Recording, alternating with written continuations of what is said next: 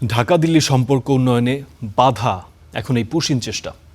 নতুন সরকারের শুরুতে যে সুবাতাস বইছিল তা এখন তলানিতে। পশ্চিমবঙ্গে বিজেপি ক্ষমতায় আসার পর তাদের মুসলিম বিরোধ মনোভাবই এর বড় কারণ বলে মনে করছেন বিশ্লেষকেরা।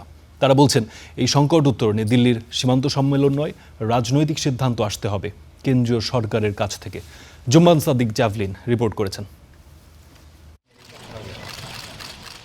অন্তর্বর্তী সরকারের সময় তলানিতে থাকা সম্পর্ক পুনরুদ্ধারে পূর্ব প্রস্তুতি অনুযায়ী কাজ করছিল ভারত।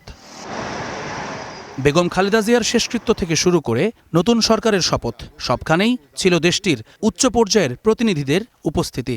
সম্প্রতি খলিলুর রহমানের সাফল্যেও শুভেচ্ছা বার্তা দিয়েছিল দিল্লি। তবে সে পথে এবার বড় বাধা পুশিন চেষ্টা।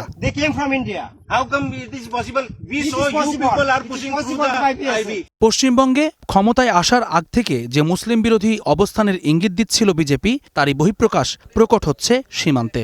দলটি সেখানকার ক্ষমতায় আসার পর তাদের আভ্যন্তরীণ রাজনীতির শিকার বাংলাভাষী মানুষেরা। আজকে যদি বিজেপি না জিতত পশ্চিমবঙ্গে, আজকে যদি মমতা ব্যানার্জি থাকতো, তাহলে হয়তো এত ঝামেলা হতো না।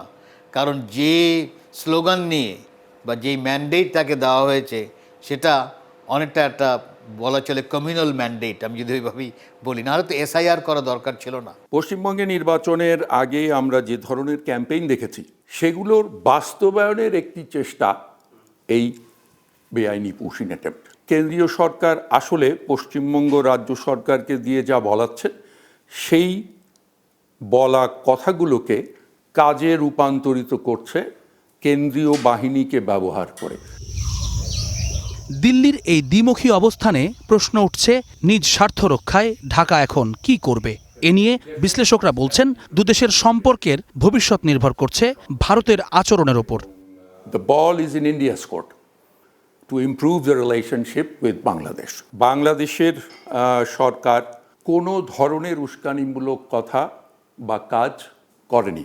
যারা উত্তেজনা তৈরি করছে ভারত, তাদেরকেই পারদর্শী স্বাভাবিক পর্যায়ে নামিয়ে আনতে হবে।